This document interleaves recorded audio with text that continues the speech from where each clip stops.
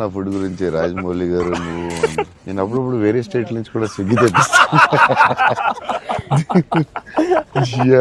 So బాంబేలో shooting Adipurush చేస్తుంటే ఓం రావుత్ అందరూ కూర్చున్నాం. అందరూ చీట్ మీల్ ఆ రోజు సీరియస్ స్పెషల్ ఏం చేద్దాం, బాంబే కాదు నీకు స్పెషల్ ఫుడ్ తెప్పిస్తాను. ఏం చెప్పిస్తానంటే చెన్నై ఫుడ్ తెప్పిస్తాను. ఓకే అయితే చెన్నై ఫుడ్ అని చెప్పి వెయిట్ చేస్తున్నాడు. 10 అయింది, 9 అయింది, ఏంటిది ఫుడ్ రావట్లేదు, నువ్వు ఏమి తినకు ఈ రోజు చెన్నై ఫుడ్ తినాలని. సరే ఓకే వెయిట్ చేస్తాను. 2 hours అయింది, ఇంకెంతసేపు అని ఉండి మరి రావాలి కదా. వస్తున్నా. ఎక్కడి నుంచి వస్తుందండి? చెన్నై నుంచి వస్తుంది. చెన్నై నుంచి రావడం ఫుడ్. నేను ఇంకా చెన్నై తమిళ ఫుడ్ ఉంటాయి కదా, తమిళనాడు ఫుడ్, ఆంధ్ర ఫుడ్ అలా ఉంటాయి కదా.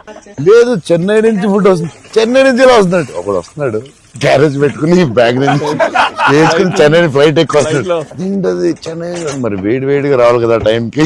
వేడి క్యారేజ్ లో పెట్టుకుని వచ్చి ఆడు వచ్చి పెట్టి నువ్వు మామూలుడు కాదా, నేను లైఫ్ లో ఇలాంటి వాడిని ఎక్కడ చూడలేదు. చెన్నై నుంచి క్యారేజీలు పెట్టుకుని ఆ మసాలా స్మెల్ వేసుకుని ఫ్లైట్ లో పెట్టి రావాలి వేడి వేడిగా. ఆపం విడియాపం అవి చాలా మిస్ అవుతాను.